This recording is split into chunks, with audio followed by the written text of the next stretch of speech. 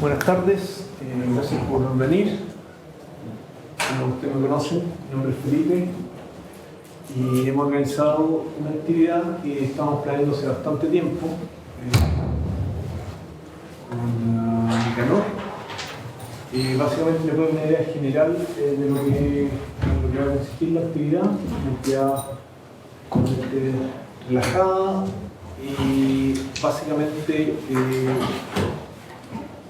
voy a introducir un momento a Nicanor, pero vamos a ver una película, después Nicanor va a contarnos un poco de su trabajo, va a ser breve, le vamos a dar mayor espacio a la posibilidad de generar una instancia de conversación. Bueno, está Rodrigo acá, está Víctor, hay gente que tiene experiencia con el tema, así que sería rico también, yo creo que es más interesante que ustedes también planteen sus inquietudes.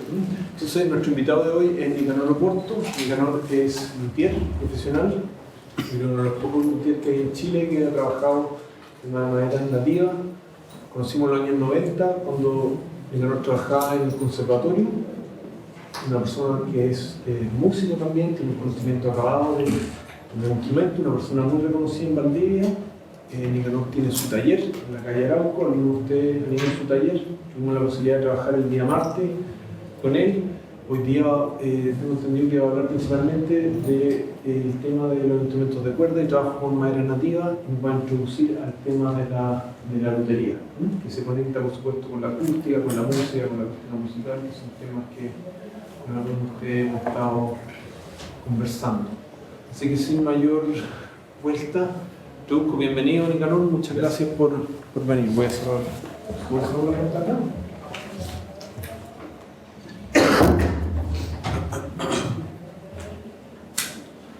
Adelante, por favor.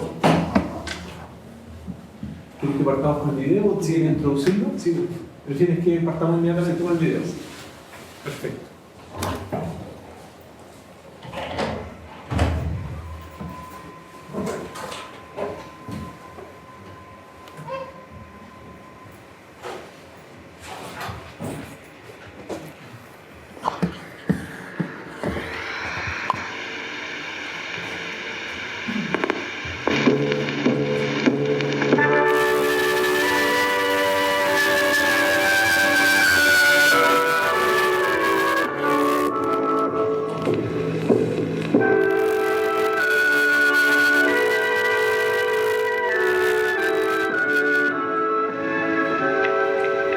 Dice una vieja leyenda nórdica que el hombre nació del árbol.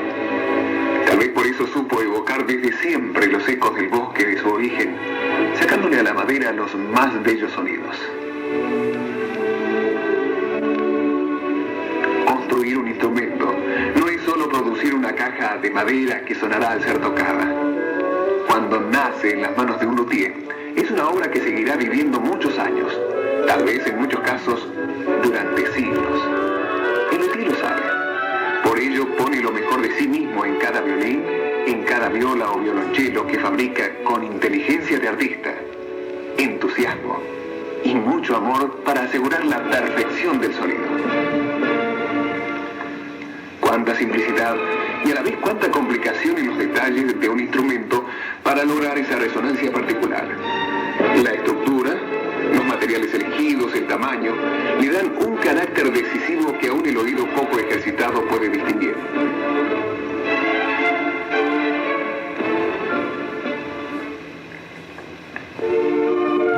La historia de un violín comienza desde el tiempo cuando la madera rústica yace todavía en el aserradero.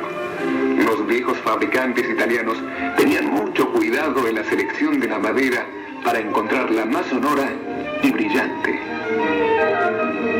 El arce y el pino son las maderas más usadas para fabricar violines. De la calidad de ellas depende la sonoridad y el tono que tendrá el instrumento. Las mejores maderas usadas en lutería provienen de Europa Central. En el aserradero se van cortando los trozos que servirán para fabricar las tablas con las que se harán las tapas y fondos de los instrumentos.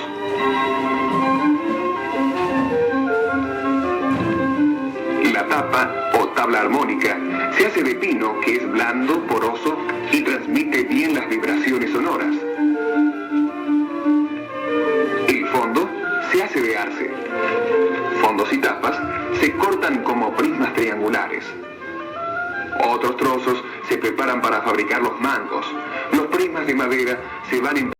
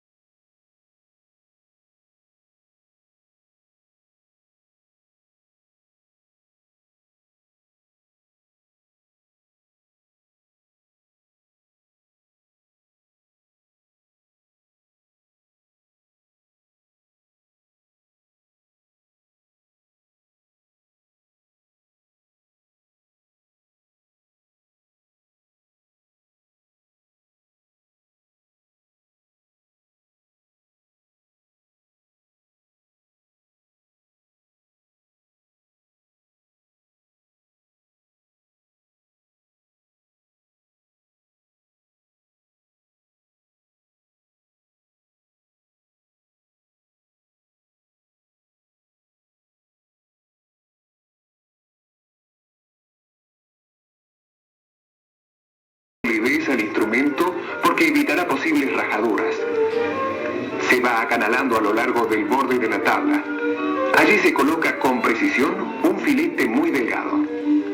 La forma de colocarlo y la calidad del material usado ayuda a distinguir la autenticidad y origen del instrumento.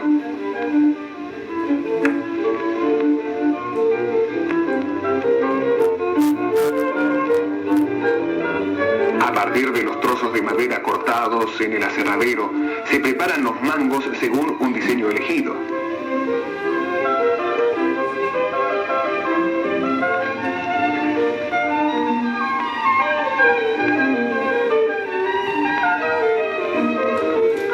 Hábilmente son tallados por el luthier, terminándolos en elegantes volutas o richios.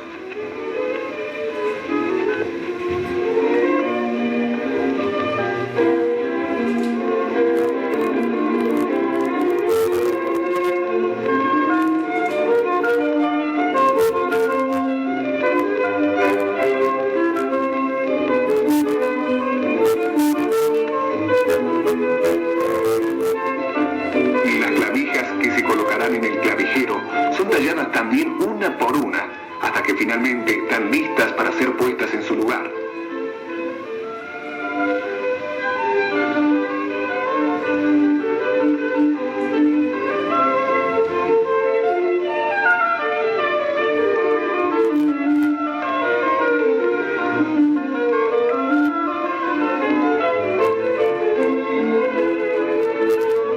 Sobre el mango la tastiera.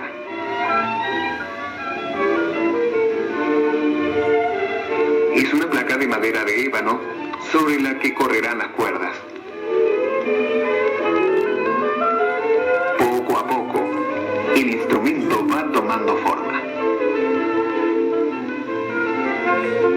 Una vez armada la caja, se llega a la etapa de darle a la madera un realce de brillo y color. El barnizado sirve para proteger la madera y contribuye a la calidad del sonido. El barniz se prepara con sustancias especiales como aceites, trementina y varias resinas. Se calienta para fundir las resinas. Se prefiere el barniz al aceite porque da resultados más bellos que el barniz de alcohol. Las escuelas de lutería fueron seleccionando distintos tipos de fórmulas para los barnices y estos distinguen a los instrumentos por su origen. El sellador claro e incoloro sirve para hacer impermeable la madera y a partir de la tercera mano de barniz incoloro se incorporan colorantes para dar distintas tonalidades, rojizas, amarillas o marrones. Se llega ya al armado final del instrumento.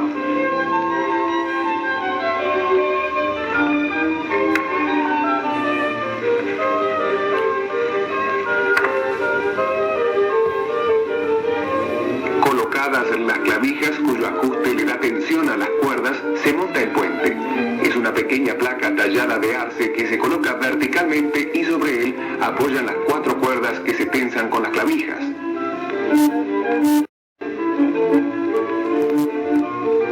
Un paso decisivo es la colocación del alma, un pequeño cilindro de pino que se aplica internamente a través de la abertura en F de la tapa. Se ubica entre el fondo y la tapa a la derecha del puente.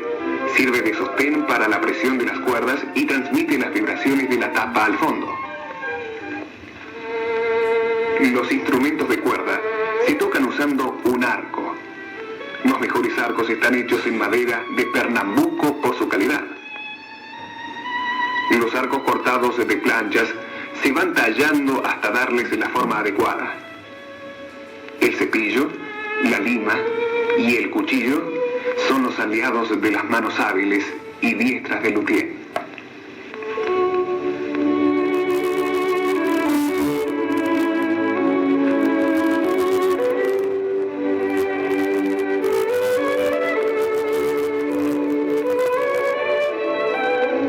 Al calor de un mechero de alcohol, se va curvando la madera y se termina dándole un contorno circular u octogonal.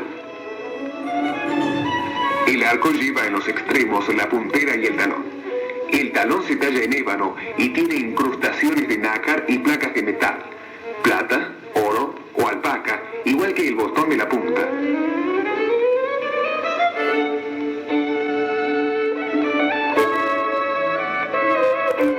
Las cerdas para los arcos son de caballo. Las de mejor calidad son las blancas y provienen de Mongolia. Se toma un manojo de 5 o 6 gramos de cerdas y se trabajan mojándolas.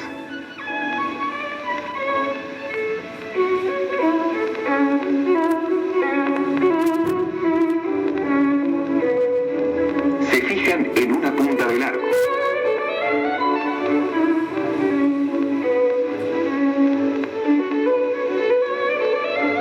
Se peinan. Con el peine se distribuyen las cerdas en forma paralela y así poder atacar las cuerdas en forma pareja.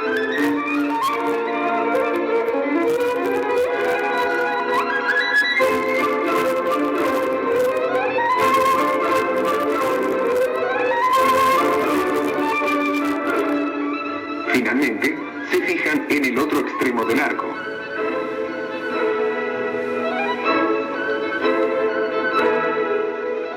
El arco sirve para frotar las cuerdas y hacerlas vibrar. Así se van preparando los distintos arcos para los diferentes instrumentos: violines, violas, violonchelos y bajos.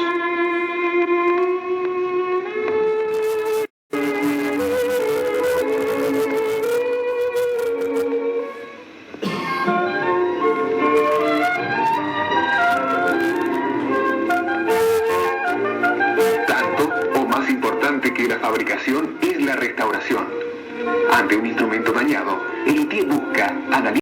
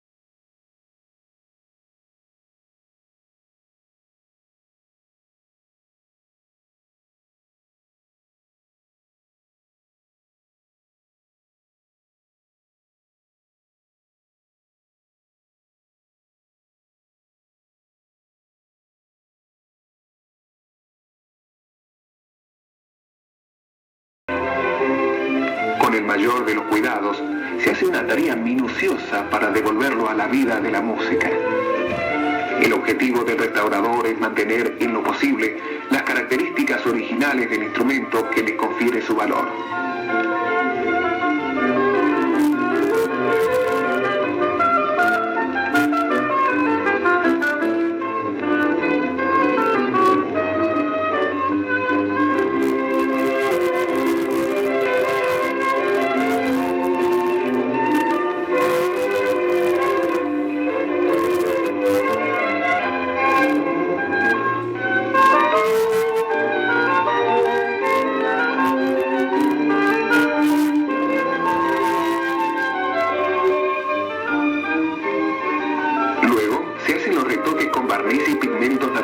Para disimular la rajadura. Se trata de salvar la mayor parte del barniz original.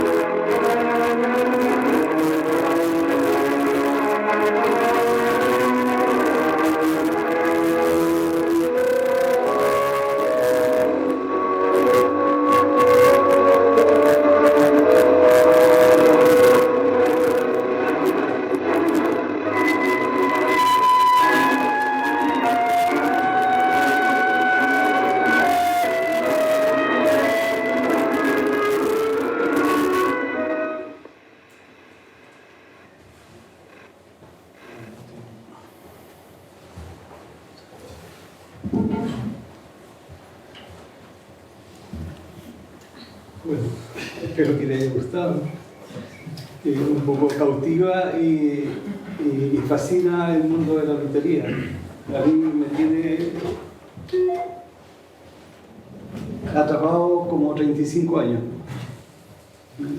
Y aunque estudié otras cosas, otra disciplina, decidí seguir el camino de la lotería. La verdad es que hablar de este arte es muy amplio y de la cantidad de disciplinas que confluyen a que este oficio sea lo que es hoy día. Digamos que comenzar por, no sé, dos proporciones tradicionales, que es 5/4 y la proporcionable, que son las tradicionales, la Vesica Piscis, por nombrar tres proporciones tradicionales dentro de la lotería. Hay un libro completo, un libraco grueso, que escribe Kevin Cote, analizando una cantidad de instrumentos, y en cada instrumento hay una diferencia y hay distintos tipos de proporciones. Si hablamos de... Bueno, el libro se llama Matemática, Geometría y Proporciones en el arte de la lotería. Si en el futuro algún interesado en trabajar en alguna tesis, el material lo tengo. Está también, hay otro libro que traje que se llama Los secretos de Stradivari. También con un análisis de todas las curvas superiores e inferiores de la tapa de un violín, o de un cello, o de una viola. Los pesos, las técnicas que usa en barniz, cómo extraen los pigmentos de las plantas, etc. Entonces hay todo un trabajo científico y un trabajo de investigación detrás de lo que es la lutería hoy día. Es increíble la cantidad de material y de estudios que existen. Este es un trabajo realizado con un compás de curvas para ir dando simetría absoluta al instrumento.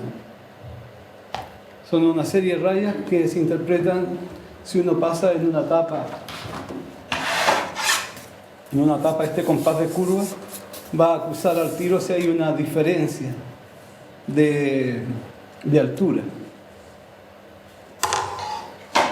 Después hablé de las proporciones, en la química, que tiene que ver con todo lo que es el trabajo de los barnices. Para nombrar algunos, aceite de linaza, LMI, Sandarak, Shellac, por decir algunos. Entonces, hay una definición de resinas blandas, semiduras y duras, que por sí solos no componen un barniz, porque se pueden disolver todas en alcohol o en trementina. Pero hay que colocar otro componente que es un componente elástico, y ahí participan las gomorresinas, que puede ser LMI o aceite de despliego o aceite de linaza. Esa es una parte. Ahí está la química con todos sus reactivos y con tratamientos de envejecimiento o tratamientos de coloración. Para extraer un color, por ser la lisarina de una raíz, hay que hacer un proceso químico con varias sales y se extrae el colorante. Entonces la química, las proporciones, la geometría, la matemática, después el trazado. El trazado obedece a todo un trabajo también que tiene que ver con el diseño. También es otra disciplina, la historia.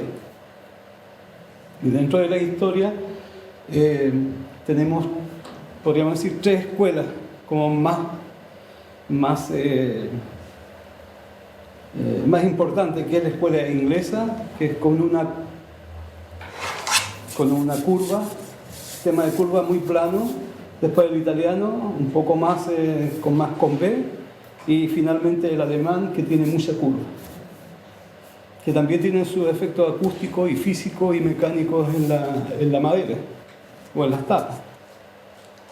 Ahí estamos hablando de lo que es la escuela y más las subescuelas, que, por decir un caso, la escuela cremonesa, aunque está a 50 kilómetros o 60 de Brescia, son distintas, o la escuela de Venecia también es distinta, o la escuela francesa, y dentro de la escuela francesa hay otras, hay otros estilos. Entonces, un poco ese es lo que es historia. Después, todo lo que tiene que ver con la madera, las características de la madera, anatomía de la madera, mecánica de la madera, y calidad de suelo, calidad de árboles, digamos, que un árbol puede ser arce. Aquí en Chile hay arce, pero no tiene la misma calidad de madera que hay como crece en Europa. Los anillos de crecimiento son más grandes acá por el efecto de la humedad, y en Europa y en lugares montañosos o rocosos son más juntos, tienen mejores características, etc. Entonces, todo un mundo que encierra lo que es este oficio. Ahora, el oficio, arte de la lutería, paradójicamente, habiendo estado aquí instalado en la universidad hace años, en la década del finales del 60, no, finales del, claro, 60, 70. Bueno, se cierra por las condiciones y características que se dieron en ese momento, desaparece la Facultad de Arte y desaparece la única escuela de lutería en Chile. Y la segunda, después de Tucumán, Argentina, de la Universidad de Tucumán. Entonces la carrera existió, la carrera tuvo alumnos, y muchos alumnos, y quizás en condiciones no tan favorables como existen hoy día. Hoy día hay, si vemos solamente en Valdivia, hay como 8 orquestas, solamente en Valdivia. Y cada comuna tiene una orquesta. Estamos hablando de 8 más 12, 20 orquestas. Y una cantidad de alumnos alrededor de esta orquesta y de estas escuelas y de estos talleres. O sea, hay condiciones mucho más favorables hoy día que hace 30 o 40 años atrás. Ahora, quizás hay una dificultad, que es que las herramientas ni los materiales se pueden encontrar acá. Hay que traerlos de afuera. Pero eso es cuando uno trabaja a nivel profesional. A nivel amateur uno puede trabajar con cualquier madera en realidad. No es necesario tener que traer arce o abeto de los Balcanes o arce de la Selva Negra. No es necesario. Entonces está la posibilidad de trabajar con las maderas nativas y ya se han hecho algunos trabajos. La primera tesis que se hizo acá en la universidad de lutería, justamente algunos compañeros de ustedes que ya estuvieron antes que ustedes, se hizo un primer trabajo con 10 violines con maderas nativas en distintos cortes. Y últimamente Nicolás Acuña, que hizo un trabajo con tapas de guitarra. Entonces hay un campo de trabajo y un campo de estudio muy interesante, no solamente en instrumentos de cuerdas, sino o sea, cuerdas pulsadas y cuerdas frotadas, sino también instrumentos de viento o percusión. Y acompaña también en este trabajo de la lutería todo lo que es el desarrollo permanente y los estudios que se hacen cada día en respecto al oficio. Vieron en esta película hay distintas disciplinas que van confluyendo y todo en función de crear una herramienta que sea, por decirlo, una herramienta que esté en esa frontera entre la razón y el alma. Porque finalmente uno trabaja usando todos los elementos que le proporciona el medio. Quizás hoy día yo, Luthier, Nicanor Oporto, me preocupo un poco de incorporar algunos estudios que tienen que ver con la anatomía de la madera, con la mecánica, con la física, con la acústica, etcétera, etcétera. ¿Cierto? Seguramente en los albores de la lutería, más de algún luthier tuvo contacto con algún pintor, algún artista de la época, y también participó de los conocimientos que este pintor o este artista aplicaba en sus pinturas. Los constructores, los arquitectos de la época, afanados en encontrar una proporción que diera armonía a lo que hacían, a los edificios, a las casas, etc. Entonces están también impregnados todos estos conocimientos, este trasvasije o este traspaso de muchas disciplinas en el oficio. Bueno, podría estar hablando un montón más, pero sería bueno que ustedes, qué inquietud tienen o qué curiosidad han despertado la película.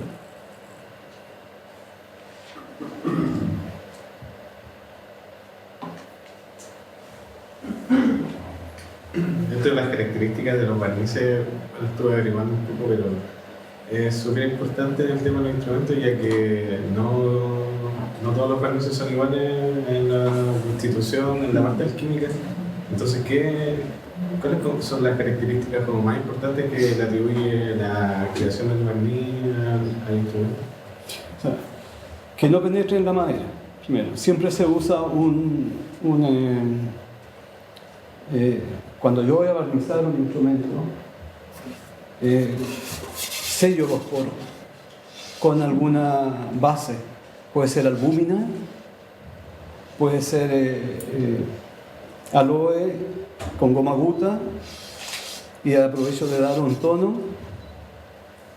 Puede ser cola de piel o sea, cola de conejo o cola de hueso que se diluye. Puede ser resina de Castilla quemada, y después se aplica el barniz. Y el barniz tiene que ser flexible y ojalá que dure mucho tiempo. Por eso se decía que el mejor barniz es al aceite, porque da mayor flexibilidad y mayor durabilidad. O sea, las vibraciones, no se quiebra cuando trabaja el instrumento. No podría colocar un barniz de poliuretano, porque sería una camisa de fuerza para el instrumento. En la década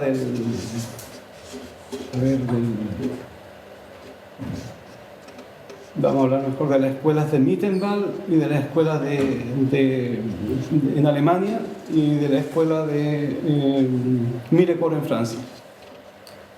Todos los instrumentos que llegaron acá a Chile en la época después de la Segunda Guerra Mundial, que llegaron a ser parte del proceso de formar a profesores en las escuelas normales, venían de estas escuelas. Eran como pequeñas escuelas y factorías. Y barnizaban tenían que producir mucho y muy rápido, y los barnices eran al alcohol. Y obviamente no duraba mucho. Era alcohol y Castilla, no más que eso. Ahora, existe también los barnices mixtos, que es alcohol y aceite. Y se puede hacer solamente con un componente, que es el aceite de lavanda. No funciona con el aceite de linaza. Generalmente el aceite de linaza hay que cocinarlo a 350 a 400 grados para incorporar otras resinas. El aceite de lavanda o despliego, que es el aceite de resino, se puede aplicar así. Se une con el aceite en algún momento. Entonces, tiene que ser un barniz flexible.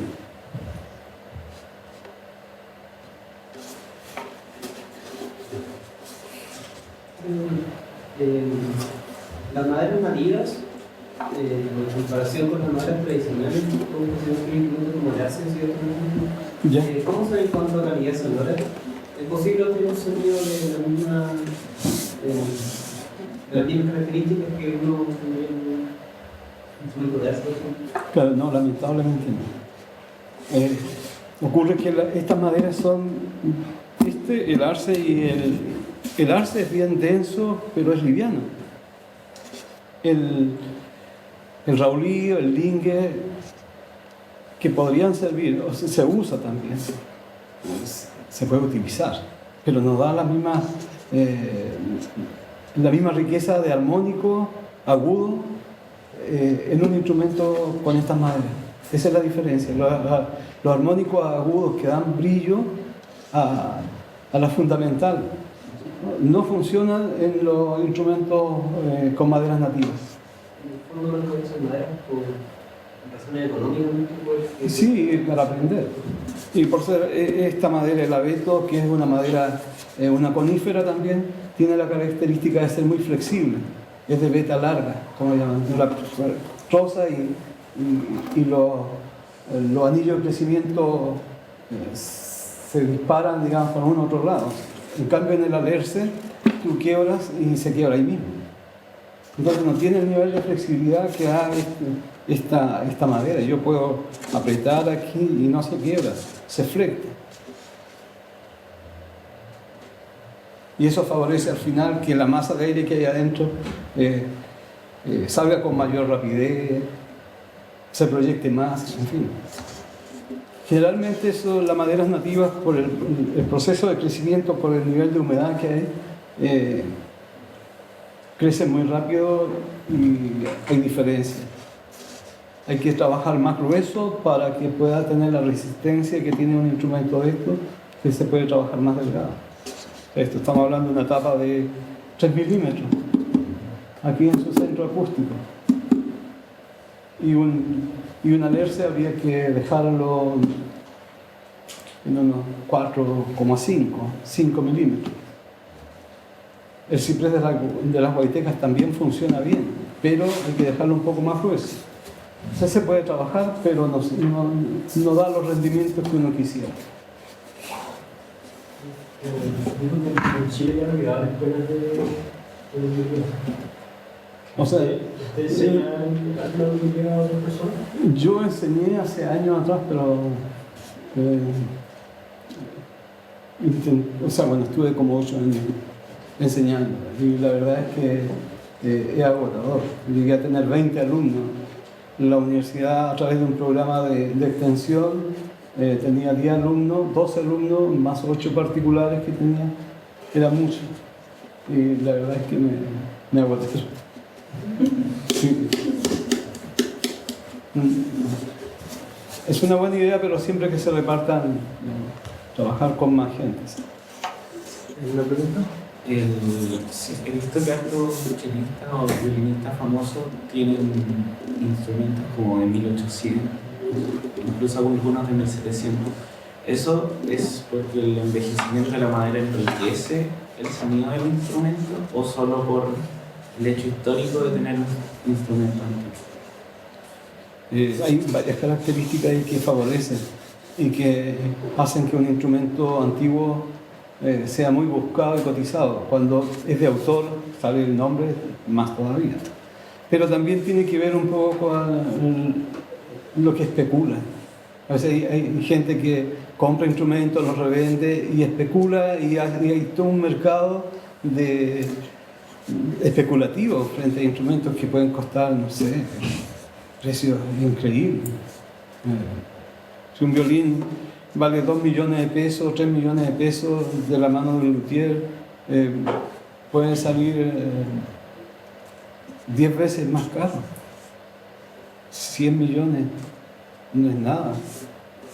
Pero el proceso que ocurre en la madera es la cristalización de la resina que sigue su proceso. Y también la respuesta inmediata que dan esos instrumentos antiguos, porque han sido tocados mucho tiempo. No es como un instrumento nuevo que tiene que empezar todo un proceso de digamos, flexibilizar la madera, responder a los distintos tonos, a las distintas frecuencias. Y ese es un trabajo que lleva años. Por eso, claro, muchos recuperan esos instrumentos, los restauran, cambian a veces algunas partes, pero lo importante es cuidar el instrumento al máximo. ¿Hay algún tema que a usted le interese, como que alguno de nosotros alguna vez investigue sobre la lutería? O sea, alguna pregunta que tenga sobre algo acústico, algo de forma, y como que a través de los años de su experiencia nunca ha resuelto esa pregunta. Buena pregunta. Yo creo que el dilema y el tema más recurrente en muchos luthieres es cómo... Yo tengo un poco clara la película, porque he estado metiéndome en el tema y en algunos estudios, pero no 100%. Este oficio uno aprende todos los días, porque todas las maderas se comportan, o sea, tienen características distintas, pero el sonido del lobo es un tema relevante en la lutería. ¿Podría explicar un poco qué significa el sonido del lobo? El sonido del lobo o el sonido Wolf es una frecuencia que se acopla y generalmente ocurre cuando en la zona de las F queda muy delgado. Hay zonas donde queda muy delgado. Ahora, claro, las tapas tienen nodos y antinodos, y ya nos metemos en otro tema. Y cuando uno busca, supongamos, yo estoy trabajando esta tapa, solamente la tapa del violín, o el fondo, vamos a partir por el fondo. Y sé que, a un espesor de 3,5 milímetros y con un peso de unos 110 gramos, va a sonar, o sea, va a responder al primer modo y va a ser un La 110, me parece. Pero si yo sigo sacando madera, y va a empezar a subir la tapa de tono, y por alguna equivocación yo saqué en una zona, en un antinodo, la tapa lo más probable es que va a cambiar absolutamente su sonido. O sea, va a cambiar. Y a veces yo raspo en una parte que es un nodo y perjudico otro lado, otro nodo. O ya desaparece, definitivamente desaparece. Entonces, no es fácil. O sea, hay que tener mucho trabajo, mucha atención cuando uno empieza a trabajar la madera y empieza a tocar y empieza a probar y empieza a medir. Pero ese sonido uno no puede saber mientras no tenga armado el instrumento y no tenga las cuerdas puestas y lo haga sonar. Y de repente ocurre que en una viola ya va a aparecer, incluso en la primera cuerda, en un La, un Do. Es horrible. O un cello y resulta que aparece un Si bemol o un Fa y a veces hasta un Re. Entonces, ¿cómo controlar eso?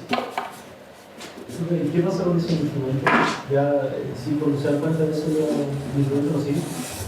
No se siguen usando porque se han creado también algunos implementos como un matalobo, que es una piececita que se pone en la cuerda, generalmente segunda o tercera cuerda, y agregar masa. Otro también es colocar debajo de la F, o sea, uno puede buscar. Si tú haces sonar el instrumento y empiezas a buscar y apoyar con el dedo donde deja de de percibirse el logo, vas a darte cuenta que ahí tienes que agregar masa. Entonces hay que destapar el instrumento y pegar algo ahí, pegar madera.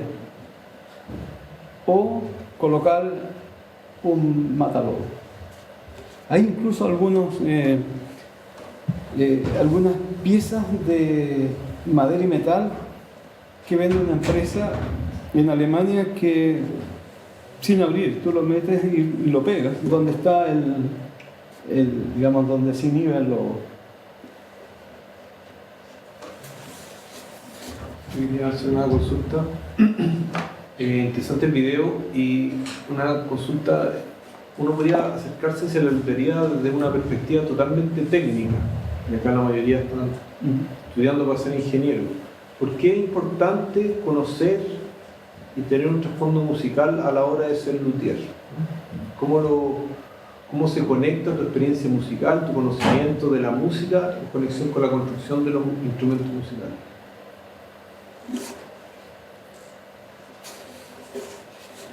Bueno, yo creo que como músico me da la posibilidad de percibir cosas o sutilezas que si fuera solamente artesano no lo podría hacer. Y obviamente eso mejora ciertas condiciones del instrumento para que sea más tocable, como primer punto. Desde un punto de vista estético va a mejorar, obviamente. Tengo una percepción y una forma de ver que es distinta. Y cuando aplico conocimiento de física o de acústica, los pocos que puedo conocer, ayudan a mejorar la calidad del instrumento, a proyectar, a desarrollar los bajos o los sonidos medios para que pueda haber una proyección, mayor proyección sonora. Entonces, claro, hay muchos trabajos que han hecho, digamos, que se han abocado ingenieros acústicos en Europa a trabajar distintos aspectos de los instrumentos, desde medir, desde comprobar si los modos normales de vibración funcionan y cuánto influye la atmósfera, la sequedad del aire, qué sé yo, el nivel de humedad. O sea, todo eso son parte de estudios y que uno puede también pueden aportar a los luthieres en el sentido de, mira, ¿sabes qué? No construye cuando hay más de un 50% de humedad, porque ocurre esto.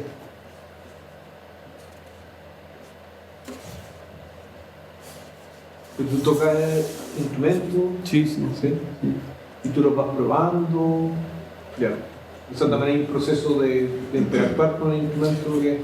Claro, uno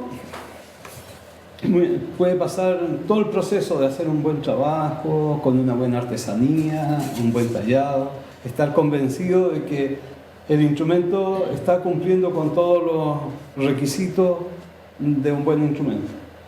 Pasó por flectar la madera, comprobar en forma práctica y tradicional los modos normales que son el 1, el 2 y el 5.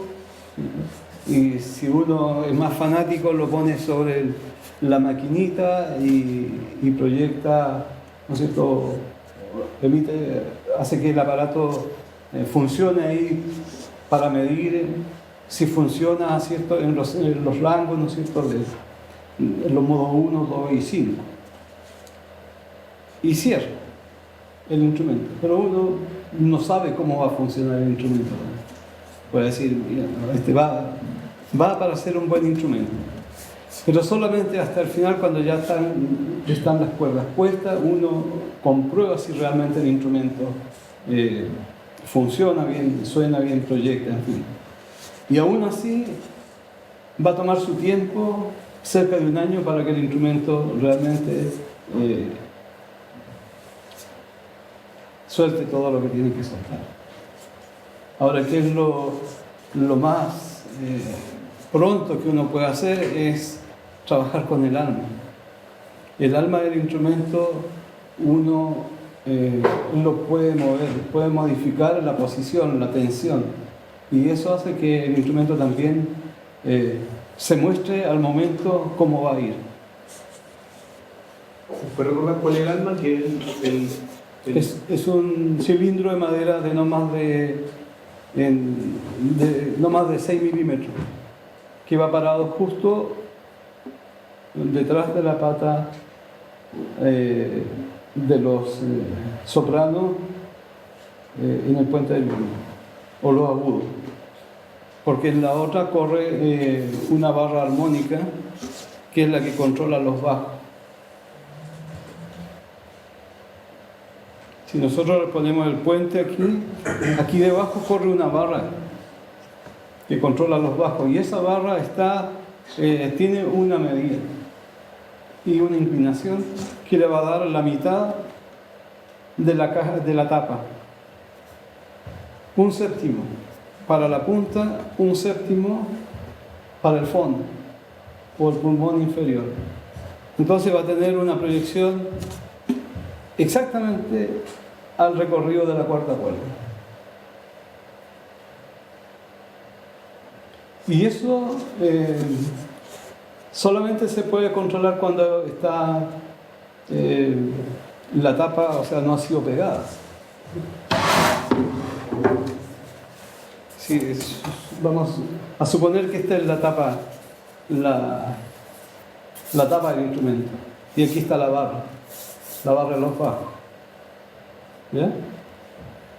La única forma, hay una norma que no puede ser menos de 12 milímetros de alto, y eso se controla flectando la tapa de esta forma para ver la dureza que tiene la barra armónica, para que pueda trabajar, si no va a ser muy dura.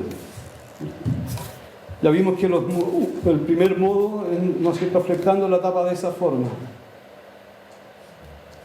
El modo 2, de esta forma, viendo la dureza. Y el modo 3 es flectando aquí, de esta forma. O sobre su centro acústico. Bueno, eso lo hicieron los luthieres siempre. Entonces la forma de modificar un poco es eso. Es el alma moviendo el alma finalmente cuando el instrumento ya está bien. Entonces, bueno, hay muchos elementos que confluyen a la hora de que el instrumento sea un buen instrumento. Es una pregunta acá, Felipe. Miguel, hablaste de las proporciones. ¿Conoces la relación entre las proporciones que vas a usar y el sonido que va a producir el instrumento? Por ejemplo, ¿se podría distinguir el sonido de un violín con proporción áurea, de uno con la vésica de Piscis, una cosa de ese tipo? Generalmente la vésica Piscis se usa en esto, porque son dos círculos, ahí y aquí. Y ahí usa un radio determinado. Y aquí también, aquí, no, generalmente no, pero generalmente, por eso si ocupamos la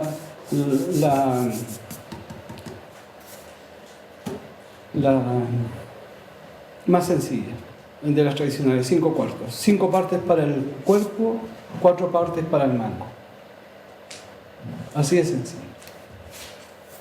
O 8/5, 8 partes para el cuerpo, 5 partes para el mango, que ya ahí estamos un poco a la proporcionable. ¿Y el sonido cambia entre esos dos instrumentos? O sea, ¿es notorio para ti o para un músico? Hay diferencia.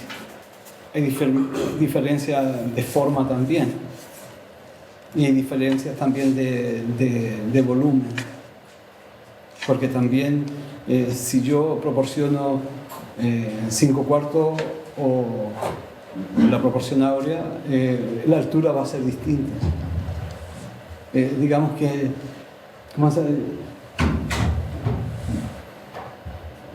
el módulo,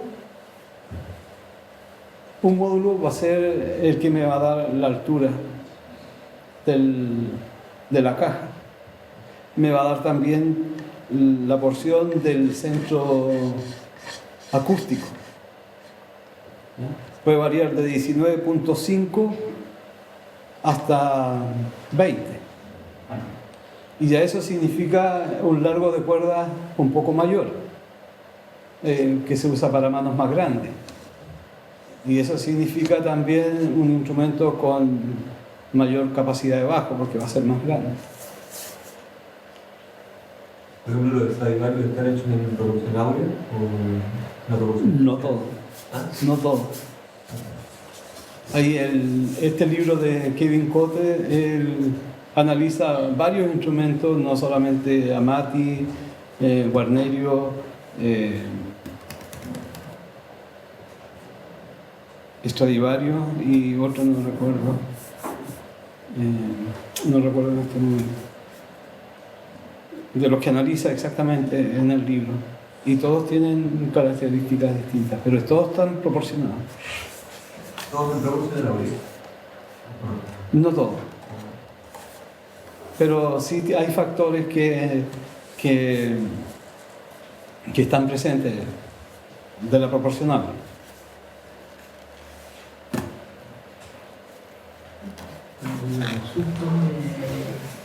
Existe un material, existe la cantidad necesaria de material, hablando en el tema de proporciones, matemáticas y todo eso, para ser pionero en creaciones de instrumentos nuevos.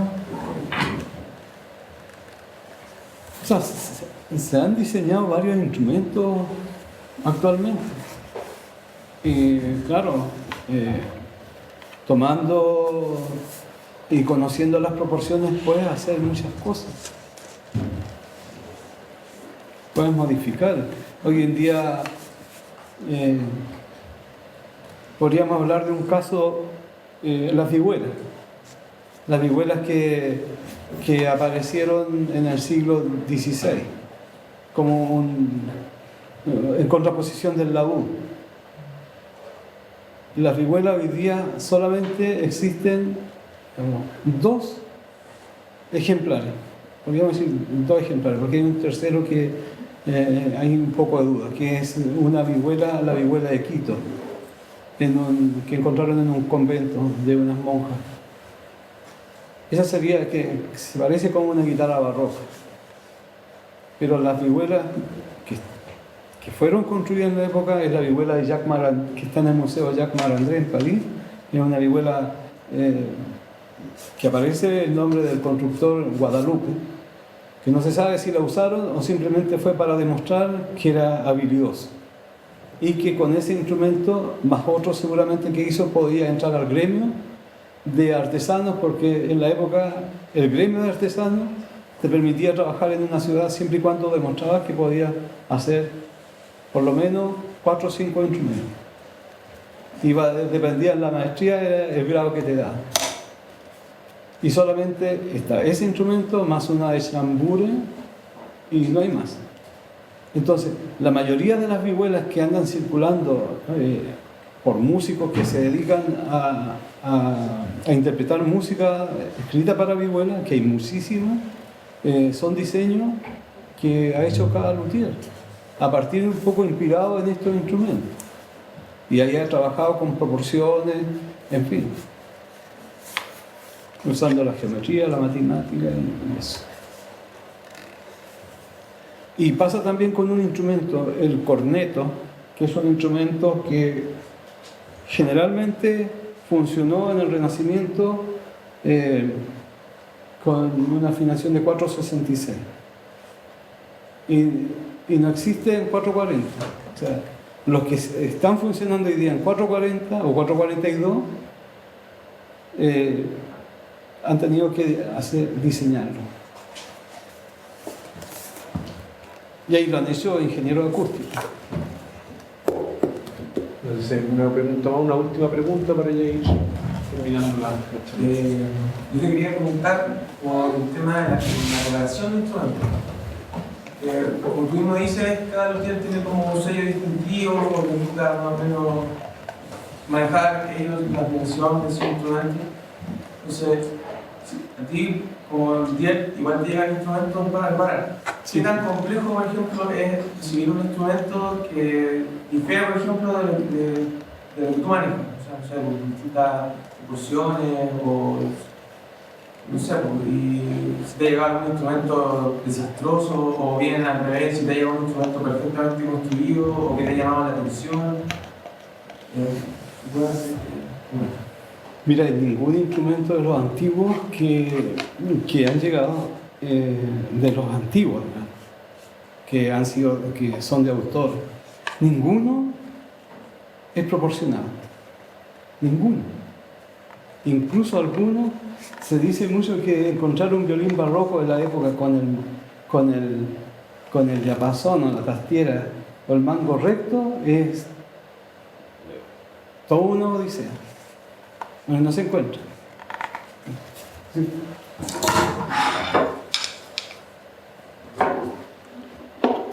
Esto en un violín barroco o viene un poco así o un poco así, pero nunca centrado. Y a veces esta parte no tiene la misma curva que esta. Entonces, claro, uno no puede hacer nada. Tiene que dejar el instrumento como está. Y muchas veces algunos instrumentos vienen con la faja incrustada aquí en el fondo, con un sacado, un canal. Es como los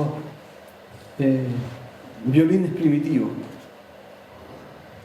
Porque el violín igual transcurre entre el violín primitivo, Renacimiento temprano, después el barroco, después el violín romántico, el periodo de Leopoldo Mozart, padre, y finalmente, después de 1800, que se empieza, Viotti empieza a pedir que los luthieres que trabajan para él inclinen el mango para dar mayor ángulo y mayor presión de las cuerdas sobre el puente. Entonces, al cambiar el ángulo, los instrumentos empiezan a sonar más fuerte porque las salas también se hacen más grandes, ya no es música doméstica y tienen que sonar los instrumentos, mucho más porque las salas son más grandes. Entonces, vuelvo a la pregunta, hay cosas que se pueden hacer y otras que no hay que respetar. Y a veces las reparaciones son todo un desafío, incluso mucho más que construir, porque a veces vienen toda esta parte deteriorada y hay que empezar a injertar madera por dentro y reparar todo esto. Y una vez, por ejemplo, que está construido, ya pegado todo, es imposible despegarlo, hacerlo. No, todos los instrumentos estos hay que despegarlos las veces que uno quiera. Puede abrir el instrumento. Claro, porque son todos pegados con cola caliente. Esa imprecisión entonces conllevaba un mal sonido. No. O un sonido diferente. A veces incluso, muchos de los instrumentos Stradivarius no tienen las proporciones correctas y tampoco tienen la simetría perfecta y suenan espectacular. Es todo un enigma. Por eso uno dice, uno no sabe en qué va a terminar esta cosa, no lo sabe. Uno lo único que hace es el esfuerzo y tiene la certeza de que si cuidó todos los detalles va a estar dentro de un rango de un instrumento, de un buen instrumento. Pero un instrumento espectacular, eso finalmente después de un año se empieza a notar. Es todo un proceso. Bueno, creo que vamos a concluir por acá. Creo que le damos un gran aplauso a